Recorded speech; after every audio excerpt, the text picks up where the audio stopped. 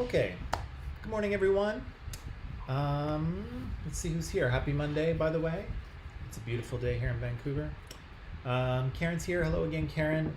Lim is here. Good morning, Lim. Good morning again, Mashid. Cindy's here. Hello, Cindy.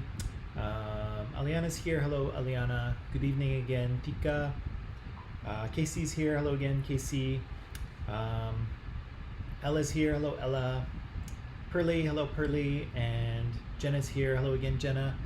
And Min is here. Good morning, Min. So, just as a quick warning before we start, today might be a little weird because the building I live in, they're having the balconies cleaned today. And so at some point, some guys are going to have to come in and clean my balcony. And it'll be noisy and I won't be able to teach. And so I will sort of stop the class at that time. And if I have something to do, I'll give it to you. If it's close to the end of class, I'll just end class, or we'll take like a long break. I'm not really sure what's going to happen. I'm not really sure when they're going to come.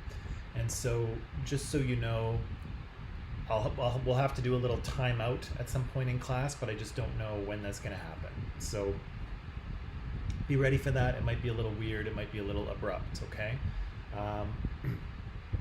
But that's I can't say no. So Jimmy's here. Hello, Jimmy. And Manish is here. What's up, Manish? Okay, so yeah, so just be ready for the fact that we may have to take a timeout on class today for a little bit, or class might end early. We'll just see when these guys show up. Okay. Yeah, let's jump into it. Okay. So last class we were just finishing up a few things on Greece, right? And we talked a little bit about philosophy, which is the love of wisdom, which in the Western tradition anyway, hello Ying, in the Western tradition, philosophy kind of gets its start in ancient Greece. And we see some of these Greek philosophers of the ancient world starting to question things in kind of a rational, logical manner.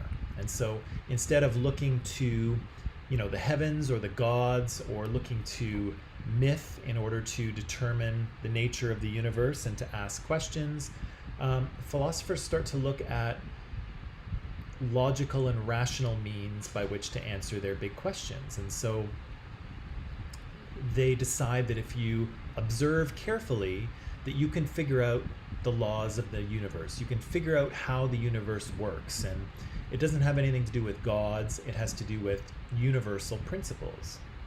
And so we looked at some sort of classic philosophical questions about the nature of knowledge, right? How do we know what we know, and how can we prove what we think we know? What things are real and what things are most real?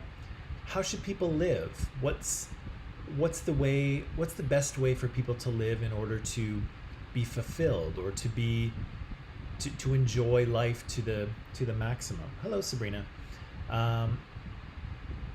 Do humans have free will or not? Are we slaves to our biological impulses, or are we truly free? And so we talked very briefly on Friday about three philosophers who we should probably at least know the names of, Socrates, Plato, and Aristotle. And they sort of have a teacher-student relationship between them. And so Plato was the student of Socrates, and Aristotle was the student of Plato. And so we heard about Socrates in the video we watched on Athenian democracy, but we also learned that Socrates wasn't necessarily a big fan of democracy. Whoops, I'm going to go back here.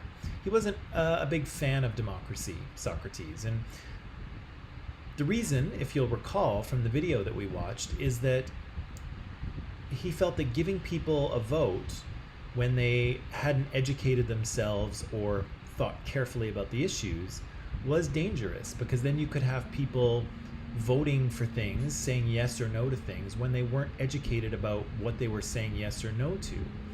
And so he compared it to, if you set out to sea, if you went out on the ocean in a ship, who would you want steering the boat? Who would you want steering the ship? And obviously you want people who know things about navigation and about sailing. You don't just want anyone making those decisions. And so Socrates said the same thing. Hello, Carmen. Socrates said the same thing, that in a democracy, your democracy is only as good as your education system. If your people aren't educated and they don't know how to think rationally and logically about the issues and the choices they have to make, then you're going to have disaster, right?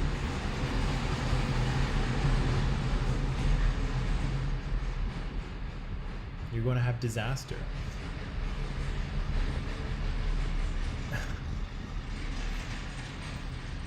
There we go. It's a noisy morning. You're going to have disaster. We also talked about Plato, right? Plato was the student of Socrates, and most of what we know about Socrates comes from the writings of Plato, because Socrates never wrote anything down, but Plato wrote a lot of things down and wrote a lot about his teacher Socrates. So we know a lot about Plato. We know what Plato wrote. We know about Socrates through Plato's writing, and Plato is the founder of kind of the first institute of higher learning in the Western world. He founds the academy.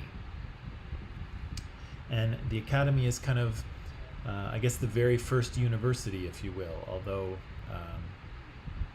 it's not as complicated as a real university is, but Plato starts it anyway. And then, of course, we talked about Aristotle. Aristotle, again, we have significant writings left over from him.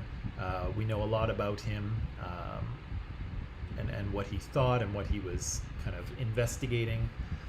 And so we talked about those three philosophers, and we said that Socrates disapproved of democracy, and in a weird way, it actually proved to be the end of him. Right? He was kind of held accountable for corrupting the youth of Athens after Athens suffered defeat at the hands of the Spartans in the Peloponnesian War. The Athenians were looking for a scapegoat. They were looking for someone to blame. And so they settled on Socrates. And Socrates was tried for corrupting the youth of Athens, was convicted and sentenced to death. And so he was made to drink hemlock poison, which is very poisonous, in 399 BC, and died, right? We also watched a short video on Plato, right? And Plato was, one of the things Plato was interested was eudaimonia, right? As fulfillment. How do we create humans who are fulfilled, who are happy and content and prosperous? And so he had 4 big ideas, right? He said we have to think more, right? We have to carefully examine our lives and our beliefs and why we believe what we believe. He said good morning, Michael. He said that we should let our lover change us, right? So we should get into relationships with people who can help us be the best version of ourselves, and with people who we can help them be the best version of themselves. He said that we should interpret the hidden message of art, right? So he said that all things that are beautiful have hidden messages for us if we know how to read them. And so we should learn how to do that.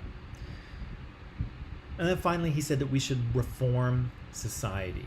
And so he said that we should elect leaders or put leaders into power who are philosophers, right?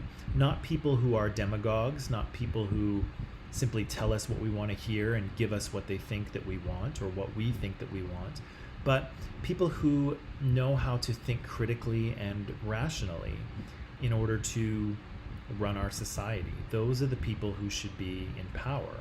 And so, yeah, he said those things. Okay, so one of the things I wanted to show you in terms of a little bit of art and architecture that maybe might be connected to Plato's idea of interpreting the hidden message of beauty and art, but is also relevant to Greek art and architecture, but is also relevant to the modern world, some elements of Greek architecture. So here you see some tops of Greek columns. There was a few types that were made in the ancient world: Doric and Ionic and Corinthian columns. And again, we saw those used in all over ancient Greece, for public buildings and for temples. If you got really into the architecture of ancient Greece, you would have to remember all of these different sort of aspects of architecture. So you've got the column shaft and the base and the capital, which is the top part. And all of these columns are fluted in particular ways, and they have friezes and entablatures. And we don't really need to know all these terms, but they are important in the sort of study of ancient Greek architecture. But why I bring them up, of course, is that they were very common in the Greek world. They were developed by the Greeks. But of course, we still use some of these architectural cues today. So any of you who have been to the Vancouver Art Gallery here on a field trip or just on your own, you'll see that this is very heavily influenced by Greek architecture, right? You can see those Ionic columns out front, and you can see the kind of sort of triangular peaked roof like we see on many of those Greek temples. And again, they are referencing ancient Greece here. They're referencing this sort of Western tradition of art and architecture and philosophy and literature. They're referencing all of those things at the art gallery when they use these architectural forms, right? The same can be said of government buildings. So this is actually the provincial government building in Edmonton, where I'm from. And so here you can see very clearly they've used Corinthian columns. And again, the whole thing looks like a Greek temple. And again, that's not an accident, right? Greece is very important in the sort of intellectual tradition of the West. And we sort of connect our democracy today, we connect it back to ancient Greece. And so here in a democratic parliament, which is what this building is, we are connecting back to ancient Greece, right? We are connecting back to that first democracy by building the building using these Greek architectural ideas, right? Maybe I'll leave that for now, and I'll leave that for now, and I'll leave that for now. We talked a little bit about Greek sculpture. Not so much stone, but bronze Greek sculpture, right? And we said that in the Archaic period, and this is an archaic Greek statue, these archaic Greek statues were very inspired by Egyptian sculpture. And so here we see kind of an unnatural body pose, right? Someone standing very straight with their hands closed, with their left foot forward. This is a very standard, good morning, Adelbert. This is a very standard pose for Egyptian sculpture. It's very kind of rigid. It's not very naturalistic in terms of how the person is standing. The person is not moving. But in the classical period, we see this change, and we see the Greeks start to experiment with not only bronze statues, which this is, but also with different poses and sort of a feeling of movement. And so here we see a bronze statue of, we're not sure if it's supposed to be Zeus or if it's Poseidon. It kind of depends what he used to hold in his hand. We don't really have that piece anymore. So if he's holding a thunderbolt, it's Zeus. If he's holding a trident, then it's Poseidon. And maybe if he's just holding a lance, maybe he's just a lance thrower at the Olympics or something, or a javelin thrower. But either way, regardless of who he is, we see a lot more movement in this statue, right? This is a much more natural pose for a human than this, right? You don't often see people standing like this on the street, but this is a pose with a lot more movement and a lot more sort of naturalness to it. And you can see this throughout Greek sculpture. I think this is a Roman copy of a Greek sculpture. But again, you can see a really natural pose, right? His head is kind of turned. He's kind of standing there with sort of one arm up and one arm down. He's kind of shifted his weight onto one foot, right? So he's kind of standing a little bit, his center of gravity is sort of shifted. So again, it's much more naturalistic. It's a way that a person would actually stand as opposed to something like this, right? Here's a woman. Again, I believe this is a Roman copy of a Greek original, which the Romans copied a lot of Greek sculptures, but we'll get to that a little bit later. And again, you see a really kind of natural looking pose, right? She's kind of standing on one foot, right? She's kind of got her weight on her left foot. Her knee is kind of bent. Her arms are bent. She's got her dress or her cloak there in her left hand. Again, it looks much more natural, right? I think this might be Apollo, but I'm not entirely positive. But again, we see a really natural looking pose, right? He's standing on one foot. He's got one leg bent. Yeah, much more naturalistic. Oh yeah, and here's the discus thrower. Again, I think this is a Roman copy of a Greek original, but you can see here this is very naturalistic and there's lots of movement, right? So this is an Olympic sport. If you've never seen it, you have to throw that discus thing as far as you can. And so the discus thrower here is kind of getting ready to throw. So this is the stance that he starts out in, and then he's going to sort of twirl his body around and throw the discus. And so you see lots of naturalism here, lots of movement. Yeah, very different from the archaic sculpture and very different from the Egyptian one as well. Okay, so in summary, we said that Greek history started out in the Bronze Age with two civilizations, the Mycenaeans and the Minoans. Those civilizations kind of collapsed and Greece entered a bit of a dark age where there was political decentralization and we didn't really know what was going on. But Greek culture started to emerge around 1100 BCE with the first polises, polis, independent city-states that sort of started popping up all throughout Greece. And we said that each polis was different and unique. In Athens, we said that Athens started out as kind of a small city-state that was ruled by aristocrats until a tyrant takes control, Pisistratus. He sort of makes reforms that turns Athens into a very wealthy city. But his son, Hippias and Hipparchus, who comes after him, they are bad tyrants. They're bad leaders. They're cruel. They sort of punish the people. And so the people are upset with this. They overthrow the tyrants and they create a new form of political organization, democracy. And so I talked about a few of these, not all of them. Some of these were related to a different video that we watched in an earlier version of this class.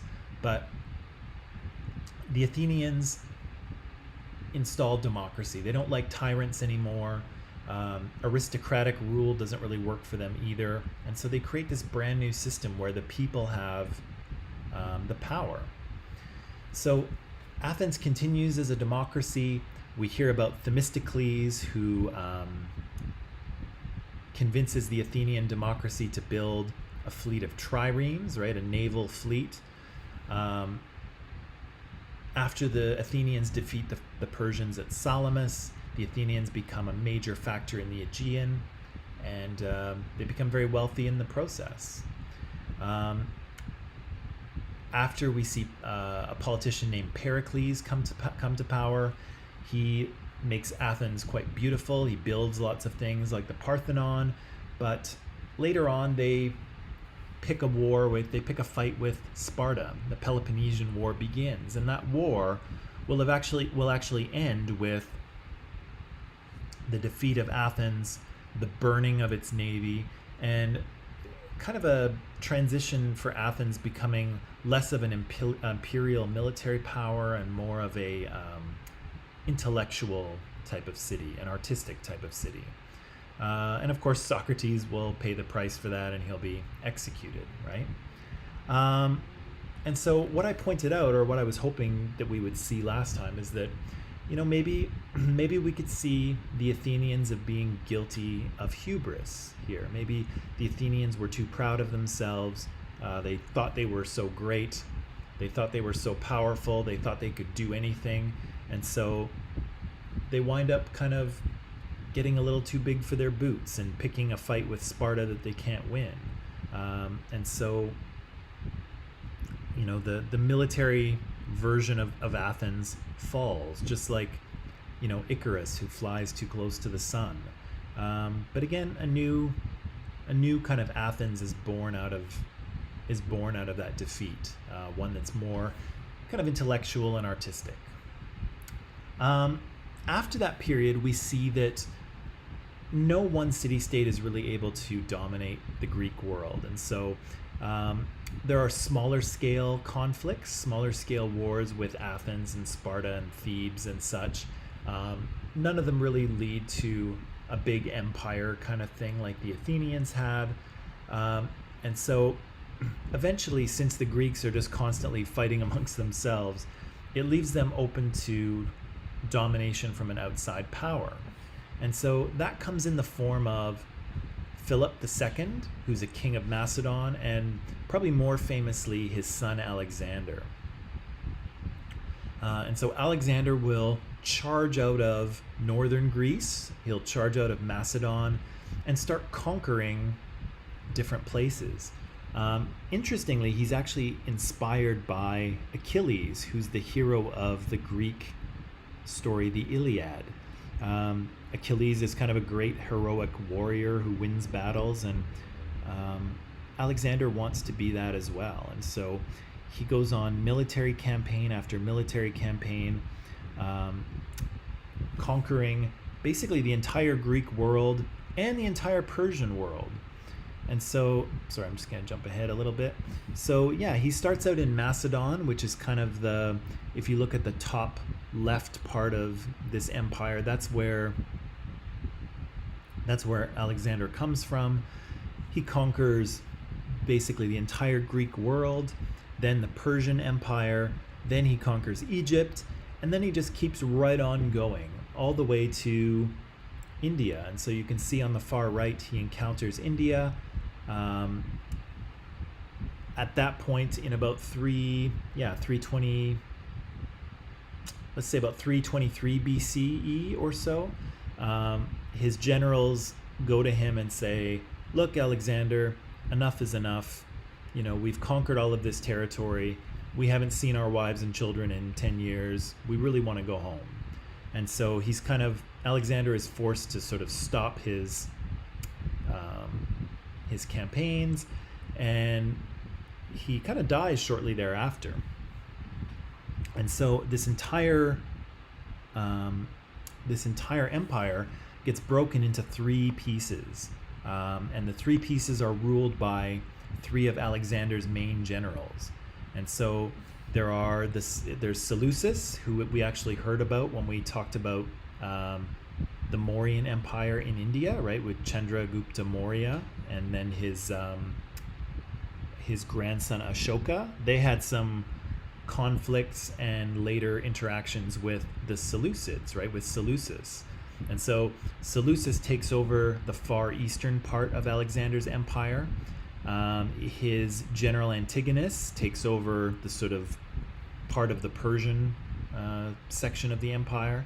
And then Alexander's general Ptolemy takes over Egypt. And so the descendants of Seleucus and Antigonus and Ptolemy will rule the remains of Alexander's empire for a few hundred years after, until the Romans appear and take over all of this stuff. But and that's kind of where our story of Greece ends. And so again, after the conquest of Alexander, ancient Greece will never be an independent power again. And so they're always under the control of here the Macedonians, and then the Antigonids, and then the Romans later on. And so their glory days as an ancient civilization are kind of over at this point. Okay, and so the last thing that we talked about on Friday was the idea that there were a few major points to remember about Greece, about the environment, about politics and power and authority. I won't go over them all again, I don't think. About interaction and exchange and conflict and values and cultural expressions. And I showed you a few more cultural expressions today with some architectural developments and some developments in Greek sculpture as well. Yeah, and so that brings us to the end of ancient Greece. So our next unit is Rome, and just give me a second here. I'm just gonna switch my PowerPoints here.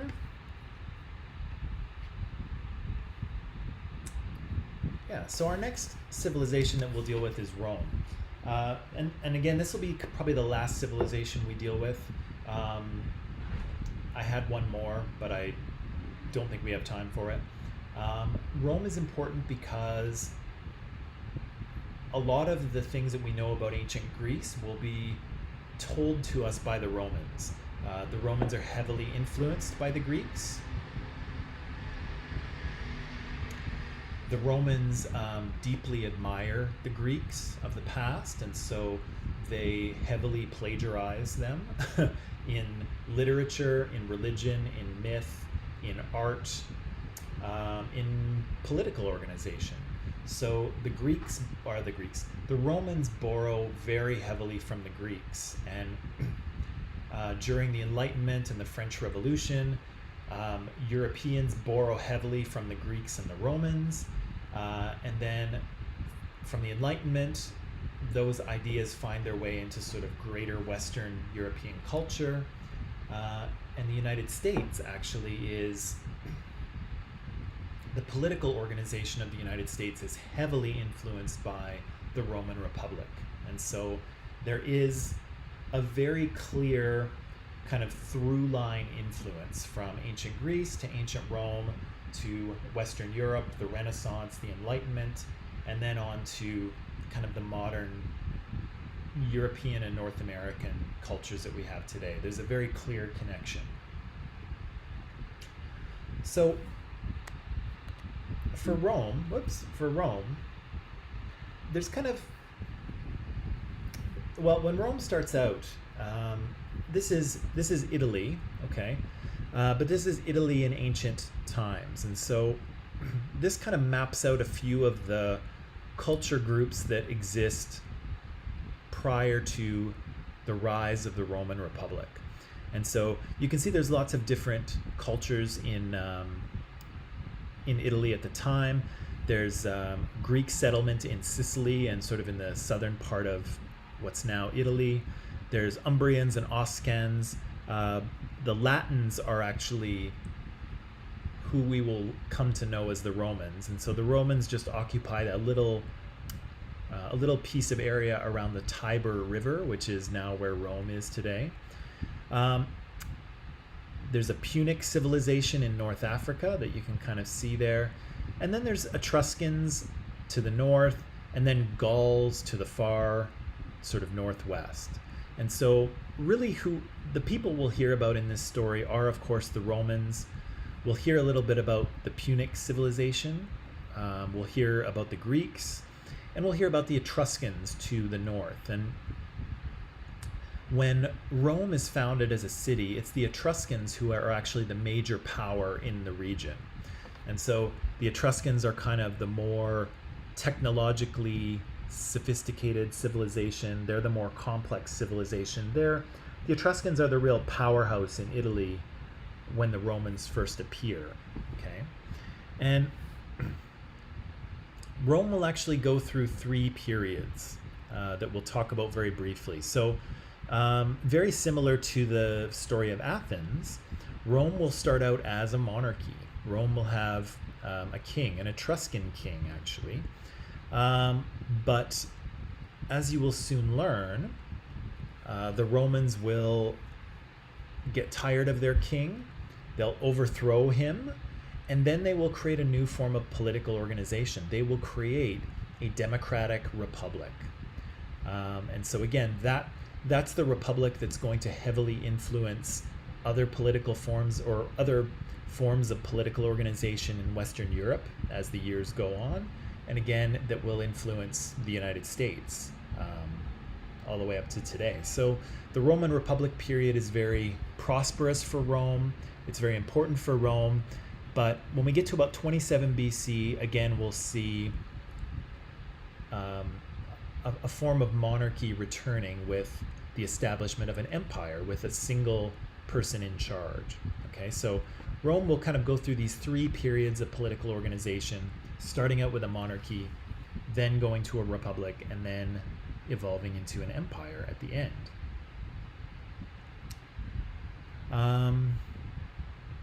And so there's you can break these periods down into a little more detail. For our purposes here, what we'll do is we'll talk a little bit about the transition from monarchy to early republic. Okay, so how Rome actually becomes a republic, and then we'll kind of jump into the late republic period. And so this is where things really start to fall apart. So the republic operates quite well for several hundred years, and then for a number of reasons the republic stops functioning, and we see a lot of civil wars, we see a lot of problems, and then that will lead to the events surrounding Julius Caesar, who I'm sure you've heard of, the collapse of the Roman Republic, and the establishment of the Roman Empire. And so again, we'll talk about that transition between the monarchy and the republic. We'll talk about the sort of late republic and the fall of the republic. And then we'll talk about the establishment of the Roman Empire and of Octavian, who becomes Rome's first emperor. Yeah, that's what we'll do. So, where should I start? I'm going to start here. So when Rome starts out, Rome is founded as a city. Rome is founded as a city around 750 BCE. And so at that time, if you'll remember in Greece, it's still archaic period Greece. And so that's kind of around the time that the first Olympic Games are starting to be formed. It's around the time when we have that sort of feeling of pan-Hellenic culture, the idea that there's this common culture to all of Greece. The Iliad and the Odyssey are being written down for the first time. It's kind of that period. Greek writing is developed. And so when all that's going on in Greece, in Rome, we have the establishment of the city of Rome itself. And when the city is established, eventually Rome will be, got an eyelash in my eye. Eventually Rome will come to be seen as this glorious center of civilization, right? The center of the civilized world is Rome. But when Rome is founded, it's not that impressive. It's a little village in the middle of Italy that nobody really knows or cares about. The Etruscans to the northwest are the real power in the area. And they're the real power in the area. And Rome is actually full of criminals and rejects and people who got kicked out of their own cities. And so Rome is not a place you would want to spend any time in. Again, as I say, it's full of kind of questionable people, questionable characters, lots of criminals, and it's just not a very enjoyable place to start out. It doesn't really have a good reputation. But again, it's founded nonetheless in about 750 BC. In a 7 or 800s, I think. I got to check the date on that.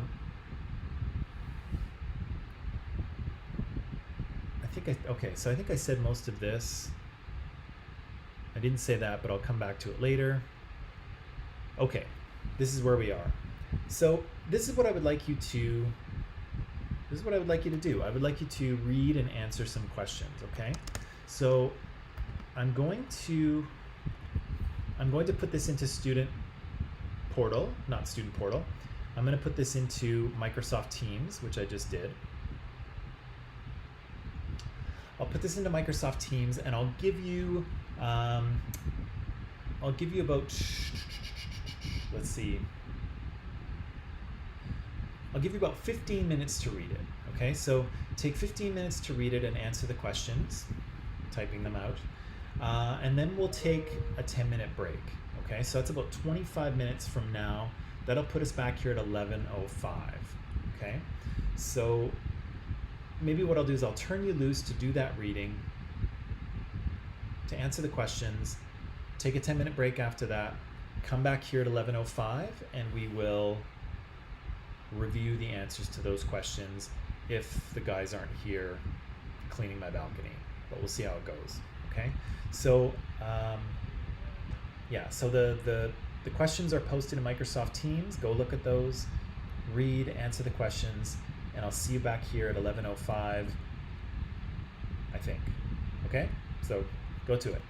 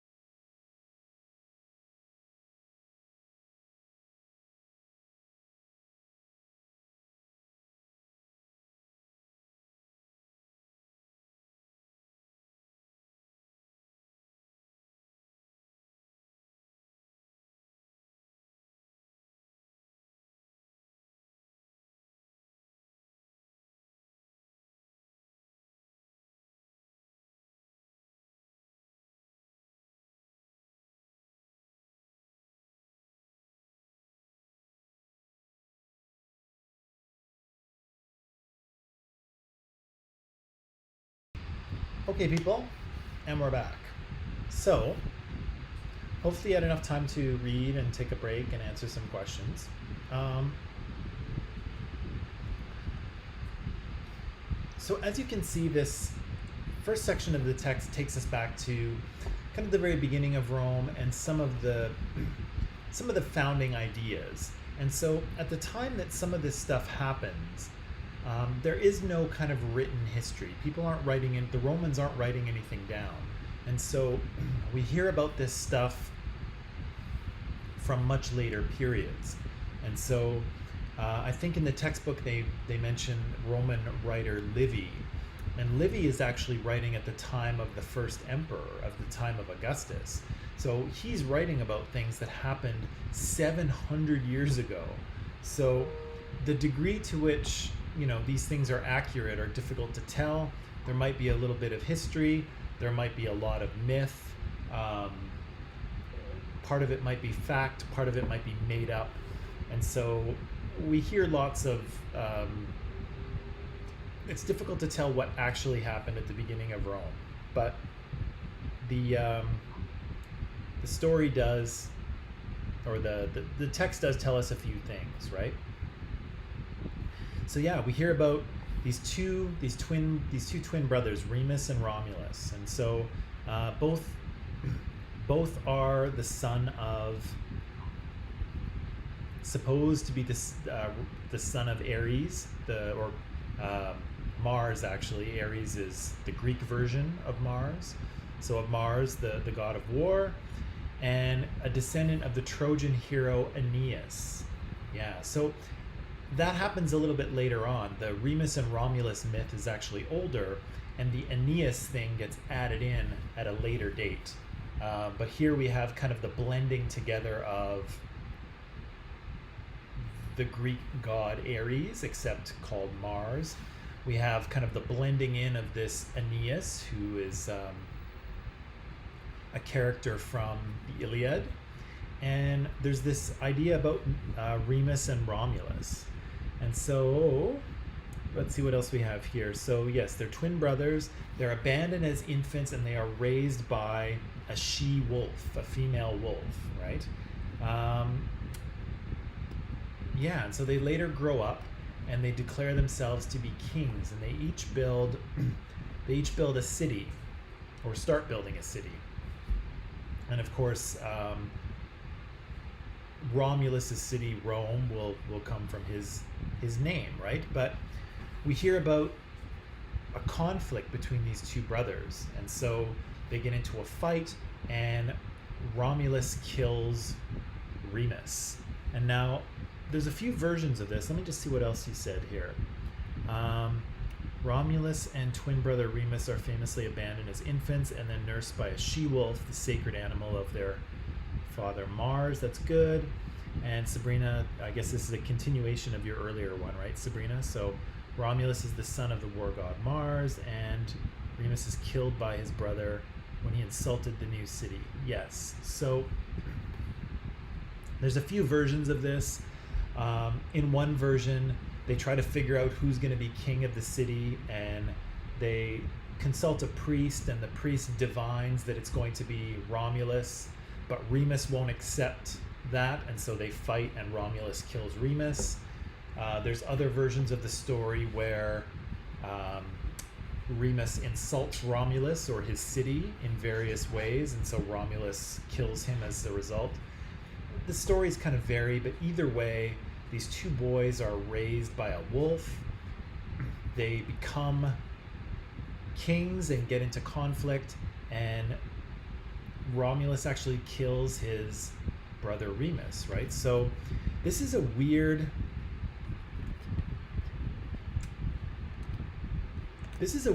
origin story for a city, right? Usually cities have kind of glorious births. The people are, descendants of the gods, or they're created by the gods, or there's some sort of kind of exciting, inspiring narrative for the birth of a city. But I think we could all agree this one's pretty dark, right? This founding myth of Rome is a brother killing his twin brother, right? This is a bad start, right? This is a bad start to Rome. And so we have fratricide, the killing of a brother, as the central kind of act that creates the city of Rome. So that's kind of messed up for the beginning of a city. But then we hear a little bit more. We hear the story of Lucretia. And what's the story of Lucretia?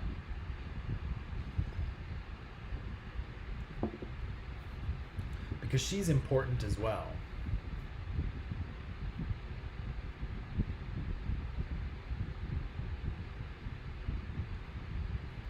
Lucretia is important as well.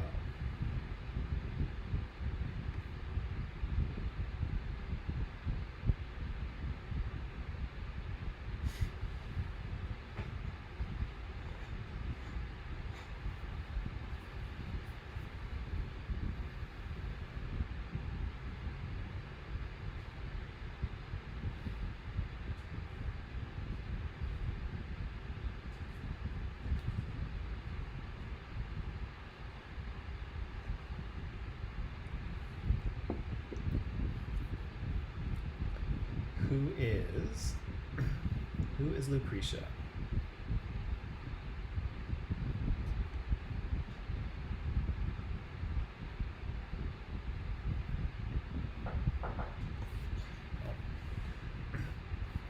Sorry guys, just 1 second.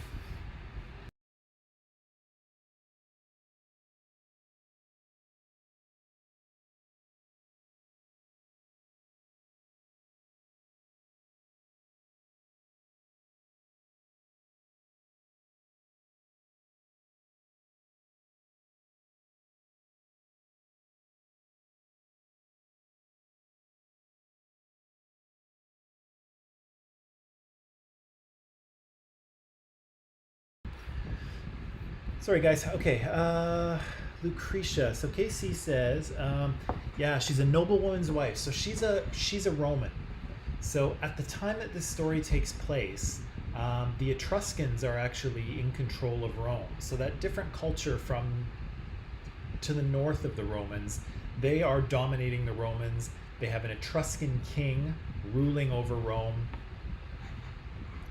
And this king Tarquin has a son whose name I don't remember. So Lucretia is the wife of a Roman nobleman, and what's important about this story is that she is seen as like all that is good about Rome. So if you could imagine all of the sort of virtuous things that a Roman woman should be, she's respectful, she's, a symbol of purity and of hardworking diligence and respectfulness, and she's kind of like the perfect woman, like the perfectly, the woman who aligns with all of the Romans' values. She's like a symbol of all that is good about Rome. And as you can see in the story, she is raped by the son of Tarquin, the son of the king. And so this causes the Romans to lose their minds, basically. They get very angry, and they throw the Etruscan king out. They throw Tarquin out. There's another important element to this story as well that's not mentioned here, and it's the fact that the name of one of the Roman citizens, one of the Roman noblemen who lead the charge to throw out the tyrant, to throw out King Tarquin, his name is Brutus. And I don't know if you know anything about the story of Rome or if that name sounds familiar, but that name will come back later. So one of Brutus's descendants will become important later in the story. So I just thought I would mention that because he is part of this story of the rape of Lucretia. Also maybe relevant, Lucretia actually commits suicide after. She is so dishonored by this rape that she kills herself. So again, the Romans are really upset, and the Romans um, throw out Tarquin, the Etruscan king, and they create um, they create the very basic version of a republic. And so they have a senate that already exists that an earlier Etruscan king created, and so they they create two consuls, right? And so the consuls take the place of the king, and there's two consuls, so they always have to agree with each other. No one person can take power because the consuls share power. And as time goes on, there'll be new consuls elected every year. So again, that keeps one person from taking power. Okay, Roman values. So these are kind of basic Roman values that exist mostly all the way through the Roman period, and they kind of give us a picture of what the Romans are kind of like. So Lim says there are kind of three main ones, right? So one is auctoritas, right? Authority. So what kind of knowing how much power and authority and ability to command others that you have, and then using it. So there's authority is part of it. Dignity is the second part, right? And so dignity is how, to what degree you follow social rules, okay? So if you imagine within your own culture, within your own country, there are ways in which you're expected to behave, right? So people, when you're behaving appropriately, respectfully, when you're doing all the things that you should, when you're not doing the things that you shouldn't do, when you're behaving correctly in all of those ways, that gives you dignity, right? And so the Romans very much value and admire people who behave appropriately, right? Who follow social rules, who attend to their obligations, who speak correctly of people, people who don't do things that are frowned upon. The more you kind of behave appropriately, the more dignity you have. And the third one was authoritas, not authoritas, gravitas, right? Gravitas was seriousness, right? And so we still use that word today. You may have encountered it in your reading before. And gravitas is like, here it's defined as seriousness. Sometimes it's defined as kind of like weight, like how much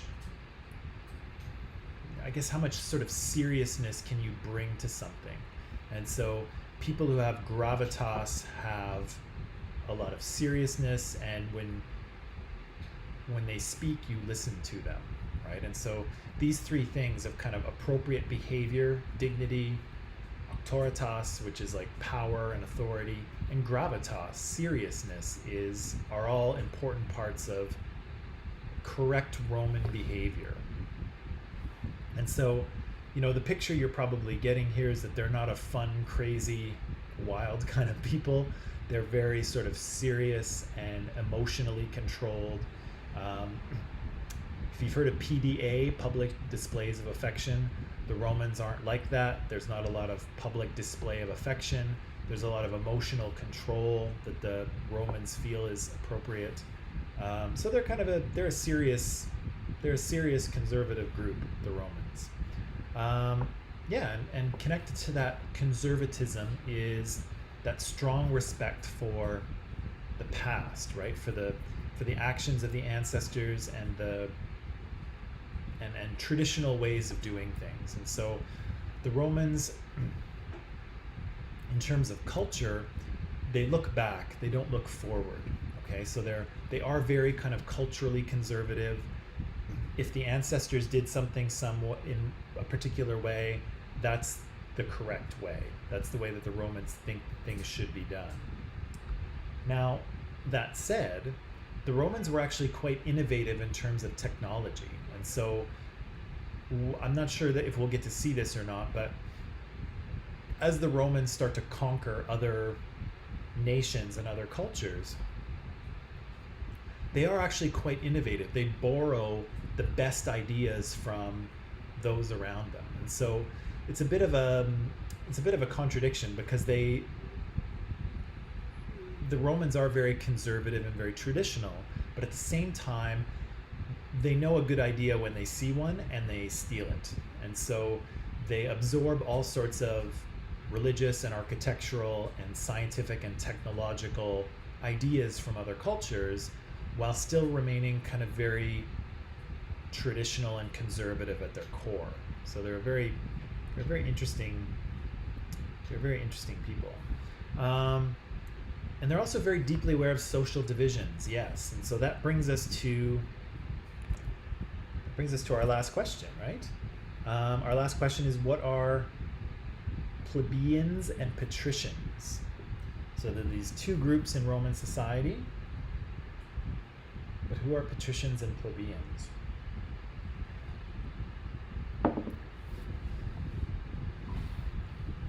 Okay. So Lim says, patricians are the descendants of the first 100 senators appointed to the aristocratic Senate by Romulus. And so, yeah, some of that might be mythical and some of it might be real. We don't know that Romulus was a real person. In fact, he probably wasn't. However, those original families that belong to the Senate, their descendants do become patricians, okay? So they are, kind of upper class, they are wealthier, they have a name, right? Their last name marks them as patricians. And interestingly, in later periods, patricians wore red shoes, apparently. That's how you could tell patricians, because patricians wore red shoes, if anyone's into red shoes out there. So that's true, yeah.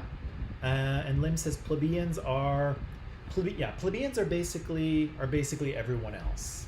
Okay, so there are these sort of 100 or so families that are patricians, and they're the upper class. They're the ones that are elected to the Senate. Initially, they're the ones that can become consuls. They're kind of the powerful, respected people in society, and then everyone else is a plebeian. Okay, and so as Lim notes here, the plebeians have their own political assembly.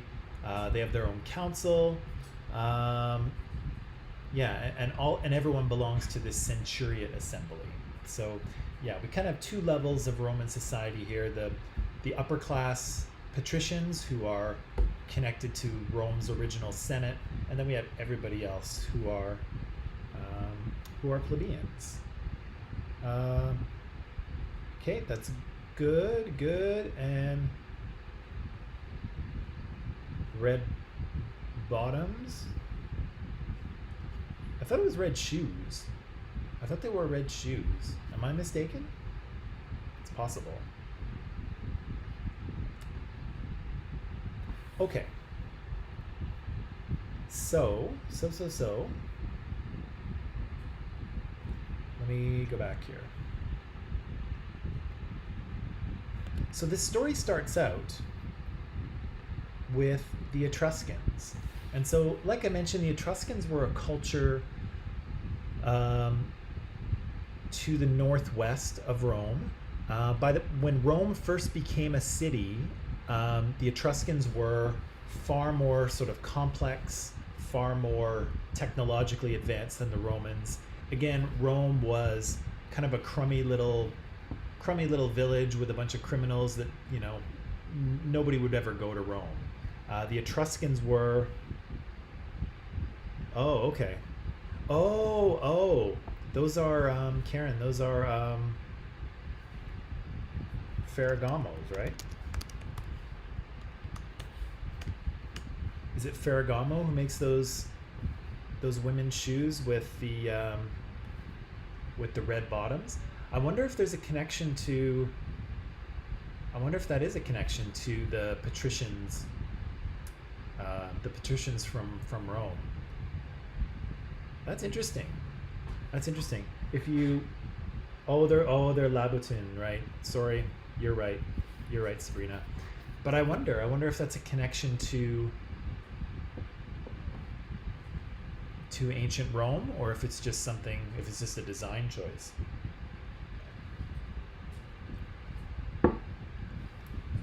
Hmm. Yeah, that's interesting. I wonder. I wonder. Yeah, I don't know either. If anyone finds out, though, let us know, because that would be interesting to know. So as you can see, the Etruscans are kind of more advanced than the Romans at this stage of the game, right? They have a much more complicated culture. They're more technologically advanced. So this is an Etruscan bronze statue, and as you can see, it's quite lifelike and quite beautiful. The Etruscans create. This is actually a tomb, and so the Etruscans bury people. What? That's the story? An accidental red paint spill? Nah, I don't believe it. I think he copied it. I think he copied it from the Romans. I don't know. Interesting, though. Yeah, so this is an Etruscan tomb, and so there's an Etruscan woman, or there was an Etruscan woman buried in this coffin, and so on the top you can see there's a sculpture of this woman in life, right? And clearly she's a wealthy aristocratic woman, right? She's kind of reclining on a bed or on a sofa, and she's very beautifully dressed, some jewelry and things like that. But you can see it's very, naturalistic sculptures. Here we have a husband and wife who are buried together. So this is it's kind of like this. It's on top of a coffin for a burial.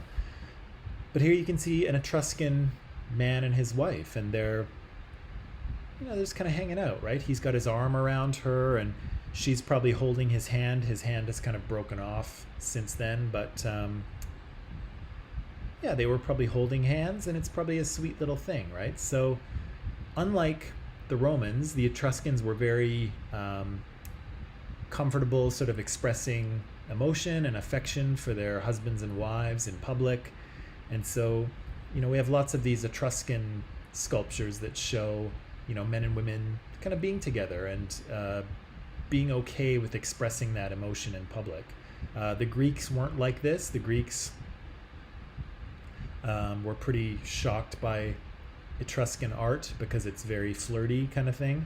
And the Romans similarly were a little more conservative than the Etruscans were. And so you wouldn't see this sort of sculpture come out of Greece or Rome. Both of them were very kind of traditional and not into public displays of affection. And of course, for the Greeks, women were you just didn't show affection for your wife in public, kind of thing. But the Etruscans were comfortable with it, and so you see this kind of thing. Here you see a pretty famous bronze sculpture of, it's an Etruscan sculpture, but it's a sculpture of a creature from a Greek myth. And so this is a chimera. And so there's a Greek myth about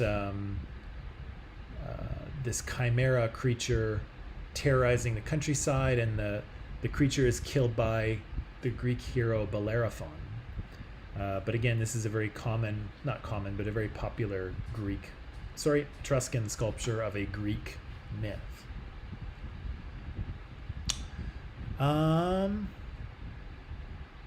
Right, so if you go to Rome, or if anyone's been to Rome, you may see this. And so here they have kind of this bronze sculpture of the founding myth of Rome, right? You have Remus and Romulus being raised by this she-wolf, right? And so Rome will start out as just a little city, and so you can see it there right in the center, a tiny little kind of backwater town that nobody cares about. But of course it will grow in popularity, and it will begin its military conquest of sort of the Italian peninsula to start with, and then it will continue on throughout the Mediterranean, but we'll talk about that as we go. We should probably say that the Romans learned a significant amount from the Etruscans. And so, again, even though the Romans are very traditional in their values, they know a good idea when they see one and they will borrow it. And so the Etruscans borrowed a little bit of, the Romans borrowed a little bit of technological and architectural knowledge from the Etruscans. The Romans inherit their Senate from the Etruscans. But the other thing that might come from the Etruscans as well is that the Etruscans had a custom of having slaves fight to the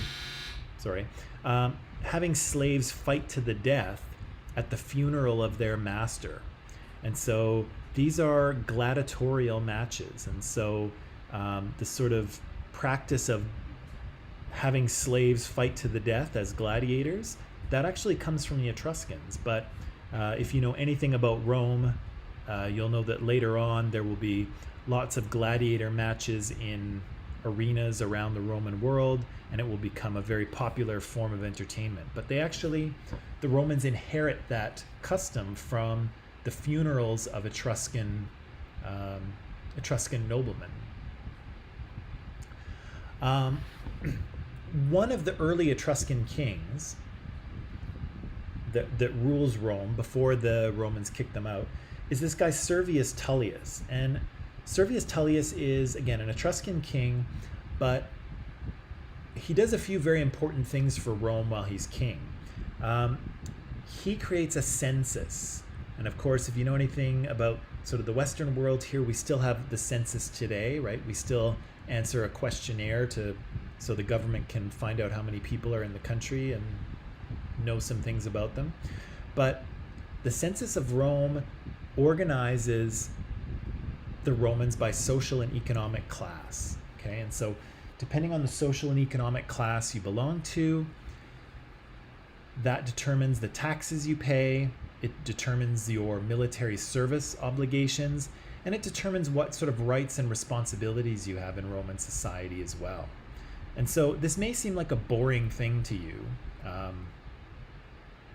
The census is not an exciting thing. But what it does is it creates an organization within Roman society that will persist throughout time. And so, if anything, the Romans are really good at organizing themselves and organizing people that they have conquered. And so that organization starts here with Etruscan king Servius Tullius creating the census. We've heard about Lucretia already. We've just read about her, a heroine of ancient Rome.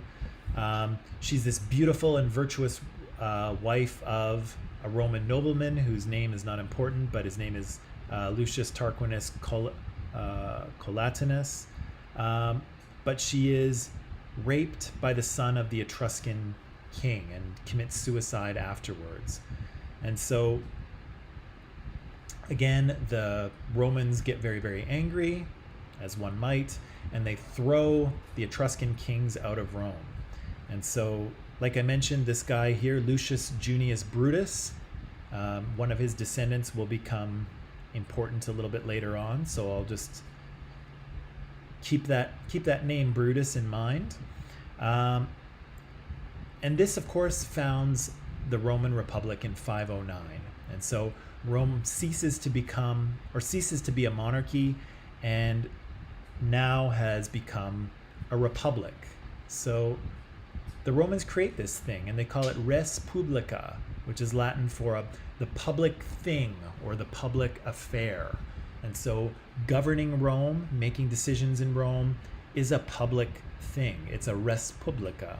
And so, again, that's where we get the word republic, and that's where we get the basic blueprint for what a republic is. And like I mentioned, lots of countries will be inspired by this, the United States in particular. So let me just see. Do I want to talk about this? Maybe I'll talk about that tomorrow. Yeah. So they create a res publica. They create a republic. And so, again, it is revolutionary. in terms of the ancient world. It is democratic in a certain way, and so it is similar to Athens, but it functions a little bit differently, right? It's not the same as the Athenian democracy. The republic is a little bit different, but as we go through, we'll get to know how this republic works in a little more detail.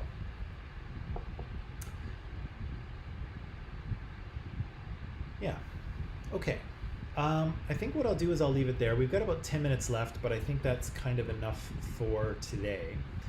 And so I'm still marking your micropaper 2, but I'm going to try and finish them by today or tomorrow at the latest so I can get them all back to you. Don't forget to keep working on your final research or your final paper, which of course is due on, I think, Monday the 10th is what I said. 7, 8, 9. Yeah, Monday, August 10th. That, of course, takes the place of the final exam, so there's no final exam. I noticed that Deborah sent out a final exam schedule, but there's no final exam for this class, so just ignore what it says on there for this class.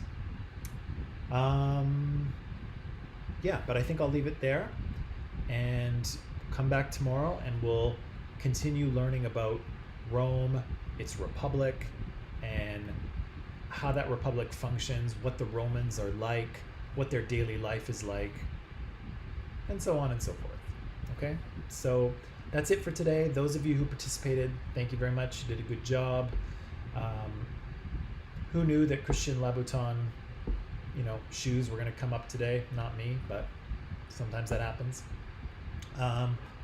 So that's it. Have a good rest of the day, rest of the afternoon. Come back tomorrow and we'll continue with the story of Rome. Okay, so bye.